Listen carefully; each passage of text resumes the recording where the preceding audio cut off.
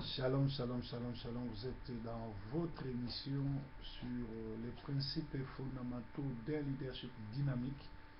Vous devez savoir que la crise actuelle, comme celle des siècles passés, a atteint des dimensions inquiétantes en société, en économie, en politique et dans l'Église. La cause principale de ces débâcles multisectoriels étant la faillite d'un leadership efficace. Nous avons le rôle d'informer, de former et de promouvoir tous ceux qui dirigent les différentes couches de notre société en leadership taillé sur les modèles de Jésus-Christ, le leadership par excellence. Jésus-Christ était le leader par excellence, celui qui a dirigé sans tirer un coup de canon. Il n'avait pas d'armée, il a conquis le monde juste par l'amour. Alléluia. Donc nous sommes dans notre principe sur les principes d'énergie. Les principes d'énergie. Un leader sans énergie est comme un pianiste sans main ou un coureur sans pied, ou simplement un orateur sans voix. Vous savez, par exemple, là vous êtes en train de me suivre. Il y a des petits bruits parce qu'il y a des travaux qui se font ici dans l'enceinte de la résidence. Il y a des travaux qui sont en train de faire. Nous devons supporter cela parce que c'est vraiment important que nous puissions continuer notre enseignement, et des petits bruits comme ça ne va pas nous empêcher d'écouter la vraie parole de révélation.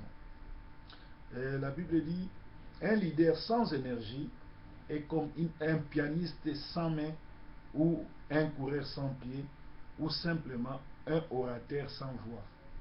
Vous êtes là en train de me suivre. Mais si je me mettais à parler et qu'il n'y a pas la voix, ça deviendra très nuisible et ça ne sera pas intéressant que vous continuez à me suivre. Si par exemple je me mettais à parler et que ma voix ne sortait pas, ça ne vous fera pas du plaisir, ça ne sera pas bien. Voilà pourquoi un leader doit avoir de l'énergie, il doit avoir sa voix, et sa voix doit être bien spécifiée afin que tout et chacun puisse comprendre. L'outil principal qui manque, c'est comment travailler, comment a-t-il travaillé. Les gens suivent les leaders enthousiasmés. Certains psychologues croient que le dénominateur commun de tous les leaders, c'est de l'énergie. Les psychologues croient que le dénominateur commun de tous les leaders, c'est de l'énergie. De l'énergie. De l'énergie. Ce n'est pas la corpulence, c'est de l'énergie. Ce n'est pas la vision, l'humeur, mais c'est de l'énergie. Ce n'est pas la corpulence qui attire les gens. Ce n'est pas l'humeur qui attire, c'est l'énergie. Comment tu te prends? Comment tu présentes ta prédication? Comment tu es en train de ministrer? Quelle énergie tu as? Quelle disponibilité donnes-tu à ceux qui te cherchent, à ceux qui t'écoutent? Par exemple, si tu es un leader et que ton portable est tout enfermé, les gens n'ont pas accès à te joindre facilement. Donc, tu vas décourager beaucoup de gens, bien que la plupart des malfaiteurs ou des escrocs, des manipulateurs font exprès de se faire comme s'ils étaient trop pris et de faire marchander leur appointment ou bien ce que vous appelez rendez-vous. Donc, ils veulent croire qu'il est trop busy, il est trop pris, et pour vous recevoir, c'est pas facile. Il va faire ça pour que vous puissiez maintenant donner de l'argent pour qu'il vous reçoive le plus tôt que possible. C'est de la manipulation. Avoir de l'énergie ou être encouragé, c'est la première recommandation à leadership. Un leader doit être courageux, il doit avoir de l'énergie. Si tu as l'onction, tu n'as pas de courage, ça ne marchera pas. Si tu as de l'onction, tu es un faussard, ça ne marchera pas. Voilà pourquoi Jésus, quand il a commencé son ministère, il est parti, il a commencé à recruter ses serviteurs, ses disciples, il les a recrutés parmi les anciens gangsters. Parce que ces gens-là étaient formés, ils avaient l'énergie, ils savaient prendre les risques. Voilà. Alléluia. Avoir de l'énergie ou courageux, c'est la première recommandation à leadership. Tu ne peux pas être leader, tu ne peux pas amener à bon port un ministère que le Seigneur t'a donné si tu n'as pas de l'énergie, si tu n'as pas le courage. Et ici, nous allons lire Josué 1,6 nous dit, nous commençons dans Josué 1 jusqu'à 6, la parole de Dieu déclare, après la mort de Moïse, serviteur de l'Éternel, l'Éternel dit à Josué, fils de Nun, serviteur de Moïse, Moïse, mon serviteur, est mort, maintenant lève-toi, passe ce Jourdain, toi et tous ces peuples, pour entrer dans les pays que j'ai donnés aux enfants d'Israël. Tout lieu que foulera devant la plante de votre pied, je vous les donne, comme je l'ai donné à Moïse. Vous aurez pour territoire, depuis le désert de Liban jusqu'au grand fleuve, et le fleuve de l'Euphrate, tous les pays des Étiens, jusqu'à la grande mer, vers le soleil couchant. Nul ne tiendra devant toi tant que tu vivras. Je serai avec toi comme j'ai été avec Moïse. Je ne te délaisserai point. Je ne t'abandonnerai point. Fortifie-toi et prends courage, car c'est toi qui mettras ces peuples en possession du pays que j'ai juré à leur donner à leur père. Fortifie-toi seulement et bon courage en agissant fidèlement devant toute la loi que Moïse, mon serviteur, t'a prescrit. Ne t'en détourne ni à gauche ni à droite, afin de réussir dans tout ce que tu entreprendras. Alléluia. Nous allons nous intéresser seulement au verset 6. C'est toi qui feras, ou c'est toi qui mettras ce peuple en possession du pays que j'ai juré à leur père de leur donner. Mais ce qui te reste, ce que je te demande, c'est seulement que tu aies du courage. Prends courage. Tu vois, nul ne tiendra devant toi. Je serai avec toi. Je ne t'abandonnerai pas. Mais toi, qu'est-ce qui te reste à faire? C'est de prendre le courage. Josué avait la prophétie, il avait la bénédiction, il était avec Dieu. Dieu lui a tout donné. Mais Dieu lui demande à ne faire qu'un geste, avoir du courage. À prendre, parce que c'est lui qui va donner possession aux enfants d'Israël. La possession des terres, la possession de l'héritage que Dieu a promis à leurs enfants, ça passe par le courage de Josué. Alléluia. L'énergie, très important dans les ministères. Alléluia. Quelqu'un peut être en possession des leaders à cause de sa popularité, disponibilité et son habileté intellectuelle. Alléluia. Mais le véritable leader doit démontrer l'énergie. Il doit captiver l'attention de ceux qui les dirigent. L'attention demande les mouvements et les mouvements demandent de l'énergie. L'énergie doit travailler pendant de longues heures. Il doit beaucoup lire, plus que les autres qu'il dirige. Il prie plus que tous les restes du groupe. Il n'a pas de temps à perdre. L'énergie lui permettra de s'acquitter de toutes... Come in, yeah.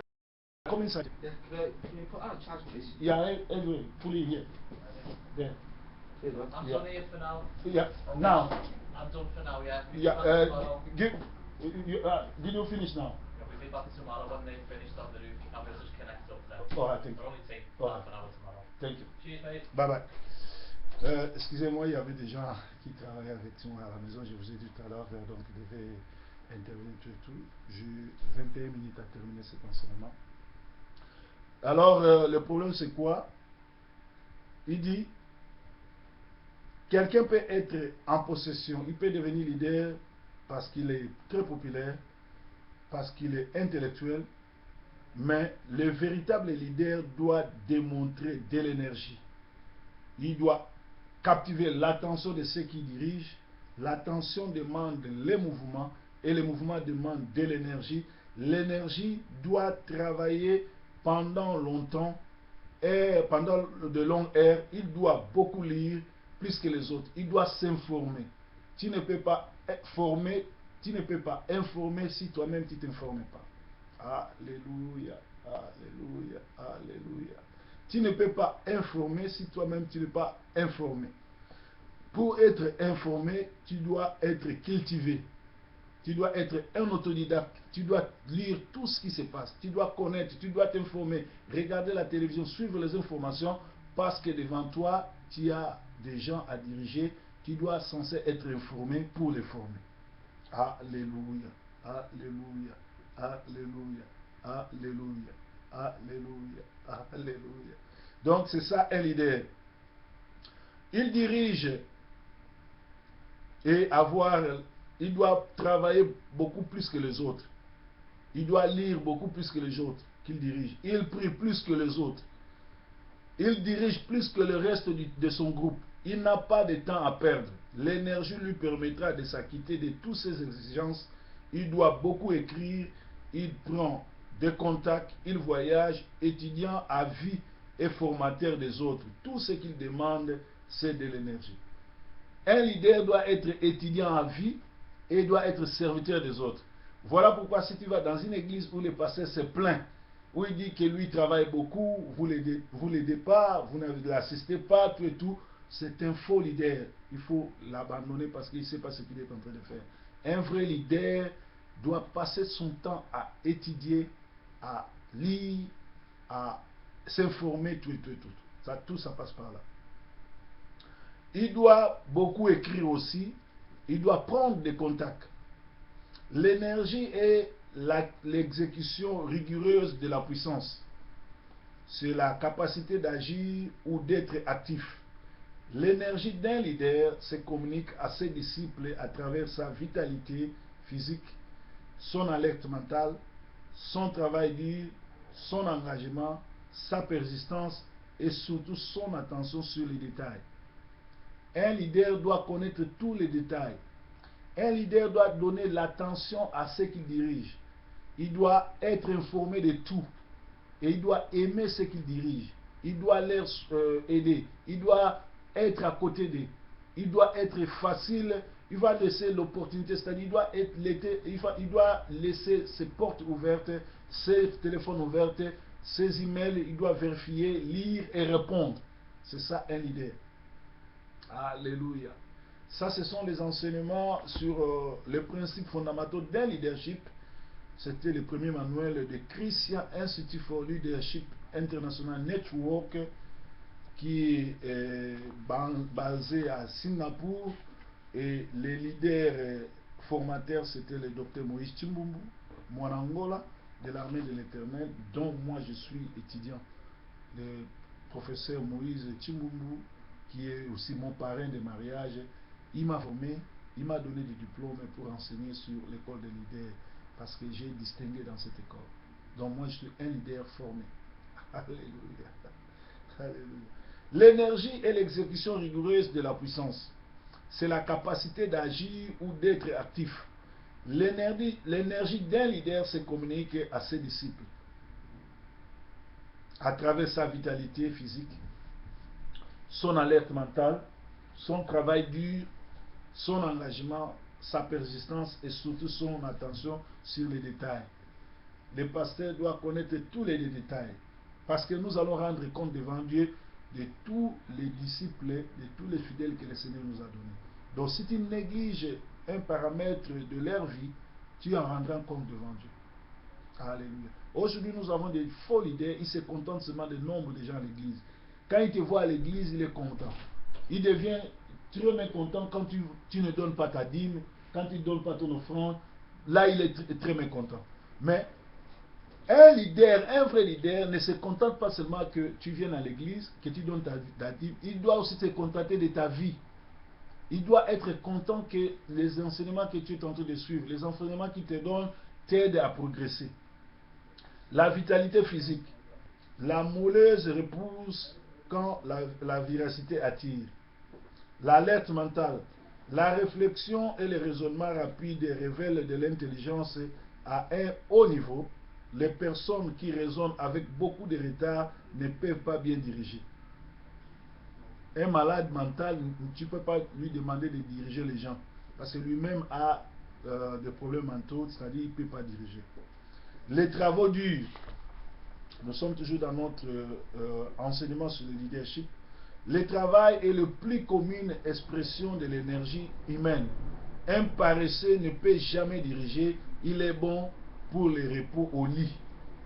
Un gourmand ne peut diriger, il est bon pour la table. Voilà pourquoi Lazare mangeait avec Jésus, il était avec Jésus dans la table, mais quand Jésus commence à donner des ministères à ses amis, à ses frères, à ses disciples, Lazare n'a pas eu de ministère parce que Lazare était bon pour la bouffe et non pour la prière.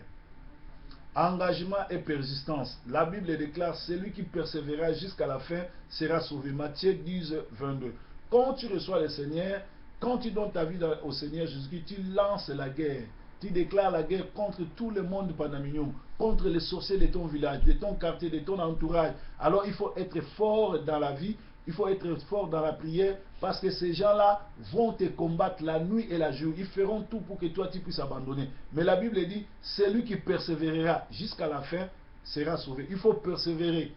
Et la Bible nous dit: résister au diable, il fuira loin de toi. C'est-à-dire, tout autour de ta vie chrétienne, le diable rôdera tout autour de toi. Le diable peut passer par ta femme, il peut passer par les enfants, il peut passer aussi par ton mari. Donc il faut faire trop attention parce que le diable est permanent, il est là pour te faire du mal, mais toi, résiste-le, chasse-le. Alors la Bible dit: celui qui persévérera jusqu'à la fin sera sauvé. Donc il faut persévérer.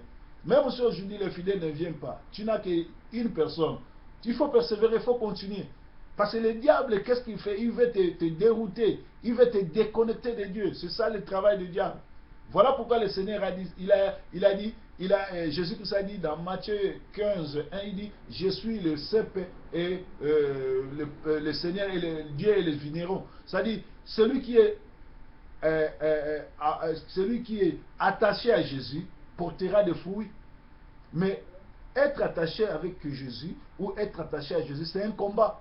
Un combat de nuit et de journée où il faut persévérer. Parce que le diable ne te laissera pas tranquille. Il sait que tu as choisi à servir le Seigneur. C'est un excellent travail. C'est un bon job. Que le diable le veuille ou pas, la fin te donnera la victoire. Alors le diable fera tout pour te décourager à ce que tu puisses arrêter à aller à l'église. Attention aux détails. La connaissance parfaite de la contrôle en détail facilite le leader à conduire son peuple avec maîtrise. Les 5 points qui qualifient d'office un bon homme comme un leader radiant, c'est comment maintenir son énergie. Le leader, comme toute autre personne, peut maximiser son énergie par bien manger, équilibrer vos repas dans ces 3 parties: 50% d'aliments énergétiques, sucreries, maïs, etc. 30% d'aliments protecteurs, fruits, graisses, etc. 20% d'aliments constructifs, protéines, lait, œufs, soja, viande, légumes. Pratiquez le sport. Ayez une bonne culture physique en pratiquant régulièrement le sport. 1 Timothée 4:8. Tu vas voir un pasteur qui ne sait même pas courir. Un pasteur qui ne pratique même pas le pompage. Un pasteur fatigué. Si tu es fatigué physiquement, comment tu vas chasser les démons spirituellement? Avoir une attitude mentale positive. Le plus grand péché des leaders, c'est le souci de la réussite et la peur de l'échec. Vous êtes leader, soyez naturel. Même si ça ne marche pas, ne soyez pas fatigué, abattu. Soyez toujours souriant. Il y a une femme dans la Bible, la femme de différence. Son fils est mort. Le seul et l'unique fils qu'il avait est mort. Mais quand il sort pour aller chercher les prophètes, en cours de route, tous les gens qui le croisent, quand ils posent la question: comment tu vas? Il dit: tout va bien.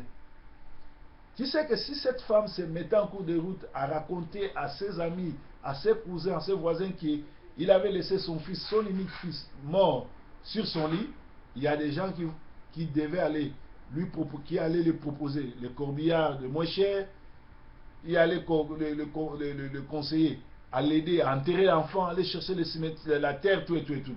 Mais comme la femme était confiante, elle avait l'énergie, elle a dit, je sais comment j'ai eu cet enfant est arrivé miraculeusement, je vais encore voir l'homme de Dieu pour qu'il prie. Je ne crois pas que Dieu peut me donner un enfant pour le reprendre après.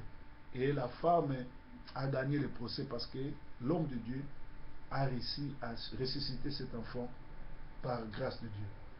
Donc, avoir une attitude mentale positive devant l'échec, devant tout. Voilà pourquoi moi, j'étais toujours souriant. Que les gens viennent, qu'ils ne viennent pas, ce n'est pas mon travail, c'est l'œuvre de Dieu.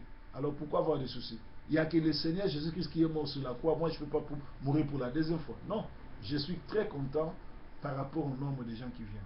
Qu'ils ne viennent pas, je glorifie Dieu. Qu'ils viennent, je glorifie Dieu et je continue. Et Dieu m'assiste. Le plus grand péché d'un leader, c'est le souci de la réussite et la peur de l'échec. Vous êtes leader, soyez naturel. Pourquoi se rider avant l'âge? Développer les attitudes positives, même devant un désastre. L'attitude négative est votre ennemi numéro 1. Éliminez les émotions négatives. Ne rêvez pas les échecs. N'ayez pas une attitude de voir les démons partout, dans les livres, dans les tasses de thé, chez les insectes, chez votre épouse, chez les collègues, chez tout le monde. Vous êtes spécial, un élu de Dieu. C'est lui qui vous garde, c'est Dieu qui vous garde. Dégagez-vous de mauvaises pensées sur vous-même et sur les prochains et sur Dieu. Cela n'implique pas de se taire si tu vois les démons, parce que le Seigneur nous a donné le ministère de prière et le ministère de prière et de chasser les démons. Nous sommes des chasseurs de démons parce que le Seigneur nous a dit, résistez le diable, il fuira loin de vous. Marchez avec Dieu. Marchez avec Dieu comme Enoch l'avait fait pendant 300 ans. Votre leadership connaîtra un succès très précédent. Il y a des gens qui veulent réussir dans l'œuvre de Dieu, mais ils ne marchent pas avec Dieu. Ils n'ont jamais été avec Dieu. Alors, la suite, ce sera quoi? Vous irez voir les sorciers, les charlatans, et à la fin, Dieu va vous exposer parce que Dieu résiste aux orgueilleux. Se reposer. Chers leaders, ne prenez pas trop de stimulants, café, thé, alcool, tabac, mais après le travail, dormez profondément, ça vous fera du bien. Ayez l'habitude de prendre congé et d'aller en vacances quand vous travaillez beaucoup. Reposez-vous s'il vous plaît. Dieu lui-même se reposa au 7e jour du sabbat après avoir durement travaillé pendant 6 jours. Genèse 3, 1 à 2. Il y a des hommes orchestres.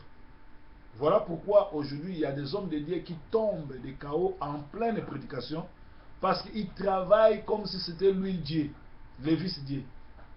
Lui-même il est le chef de répétition. Il est le chef de chorale. Il est le chef de maman. Il est le chef de papa. Il chante. Il est modérateur. Il est intercesseur. Il est prédicateur. Il prêche le lundi. Il prêche le mardi. Il prêche le dimanche. Il chasse les démons. Lui-même il fait tout. Alors la suite vous allez tomber. Et vous allez laisser ce ministère. Parce que vous ne prenez pas du repos. Alors, l'apôtre Paul s'adressant aux Corinthiens dit, nous sommes pressés de toutes manières, mais nous non réduits à l'extrémité dans les détresses, mais non dans les désespoirs, persécutés, mais non abandonnés, abattus, mais non perdus. 2 Corinthiens 4, 8 à 9. Que vous soyez leader social, leader économique, leader politique, leader scientifique ou leader religieux, vous n'êtes pas immunisé des problèmes, des difficultés, des découragements, d'opposition, de persécution ou de trahison. Dieu vous a donné une vision et vous avez programmé des étapes pour accomplir votre mission. Des moments viendront où l'œuvre deviendra amère et impossible. En ce temps, vous serez tenté d'abandonner. Ne soyez pas surpris quand cela vous arrivera. Tenez que le gagnant ne lâche jamais et le lâche ne gagne point. Vous devez tenir, vous devez savoir que le gagnant ne lâche pas et les lâcheurs ne gagnent point. Les gagnants ne lâchent point et les lâches ne gagnent point. Charles Swindoll a donné 4 fléaux spirituels concernant la maturité chrétienne qui démontrent la nécessité de la force minimale dans la vie d'un chrétien. Fléau 1. Parce que vous êtes leader chrétien, tous vos problèmes sont résolus. Non. Un chrétien est un combattant à vie dans la foi, mais combien plus forte raison est leader? Ça, c'est une question. 2. Deuxième fléau. Tous les problèmes que vous aurez ont été écrits dans la Bible. Non. La Bible nous instruit sur beaucoup de choses, mais elle nous laisse dans la foi sur la guidance du Saint-Esprit. C'est-à-dire, tout ce qui va vous arriver, peut-être, ce n'est pas écrit dans la Bible, mais la foi vous guidera à résoudre les problèmes. 3. Si vous avez des problèmes, vous êtes non spirituel, non. Quand vous avez réconcilié avec Dieu, vous commencez une grande guerre avec Satan, d'où vous aurez des problèmes sérieux. Je vous ai dit tout à l'heure. En acceptant le Seigneur, vous avez déclenché la guerre contre le monde des ténèbres, contre tous les démons de votre village, de votre quartier, seront contre vous. Et la Bible déclare, les diables rôdent tout autour de vous pour vous tenter. 4e fléau, la sainte doctrine résout automatiquement tous vos problèmes. Non. La parole de Dieu vous aide à résoudre vos problèmes, mais elle ne va pas agir à votre place. C'est ça. Donc, aujourd'hui, c'était notre enseignement sur les principes de l'énergie. L'énergie est très important. Avoir du courage, l'audace, c'est très important parce que c'est Dieu qui vous a appelé, c'est Dieu qui vous a donné le ministère, mais Dieu compte sur votre courage. Comme nous avons lu dans Josué 1, 6, il dit, nous commençons Josué 1, 5 à 6, on dit, nul ne tiendra devant toi tant que tu vivras, je serai avec toi, comme j'ai été avec Moïse, je ne te délaisserai point, je ne t'abandonnerai point, fortifie-toi et prends courage, car c'est toi qui mettras ces peuples en possession du pays que j'ai juré à leur père de leur donner. Le pays que le Seigneur a juré à donner possession à leur père, c'est quel pays? Ce n'est pas l'Angleterre, ce n'est pas la France, ce n'est pas les États-Unis ou le Canada, la France, la Belgique ou l'Allemagne, mais c'est le royaume des cieux, c'est le paradis. Alors, nous qui sommes leaders religieux, nous n'avons qu'une très grande mission à faire entrer tous ces troupeaux au paradis. Pas à les manipuler, pas à les voler, pas à les escroquer, pas à déjouer d'eux, mais à faire de grandes personnes qui vont hériter le royaume du ciel. Mais si par exemple, toi, tu commences à manipuler le brebis que le Seigneur a acheté par le sang, par son propre sang, au mont Golgotha, tu commences à faire, à profiter d'eux, à les manipuler, à les voler, à les prendre en otage, tu as un problème sérieux avec Dieu. Paul de Tars, l'apôtre Paul, sur la route de Damas, partait pour faire du mal aux chrétiens, mais il y a le Seigneur qui est apparu pour lui poser la question, Paul, pourquoi persécutes-tu mon église? Je te pose cette question, cher leader, pourquoi persécutes-tu l'église de Dieu? Pourquoi voles-tu les fidèles de Dieu? Pourquoi manipules-tu les gens que le Seigneur a achetés par le sang, par le prix de son sang? Dieu d'Abraham, c'est toi qui nous as enseigné cet enseignement. Ta présence a été dans cet enseignement. Touche mon frère, touche mon frère, touche tous les leaders qui vont suivre cet enseignement, qui les mettent en pratique. Parce que nous rendrons compte. Hébreu dit, après la mort, c'est le jugement, où chaque homme devant Dieu rendra compte du nombre de fidèles que le Seigneur lui a donné, de toutes les offrandes que les fidèles nous ont données, de toutes les dîmes et de toutes les semences. Dieu d'Abraham, nous bénissons ton nom, nous t'élevons, nous te glorifions. Merci pour cet enseignement. sois avec nous, guéris-nous, bénis-nous, oriente-nous, donne-nous la force, donne-nous le courage, que nous soyons comme Josué, parce que nous avons une multitude à faire entrer dans les royaumes du ciel. Merci. Bye bye.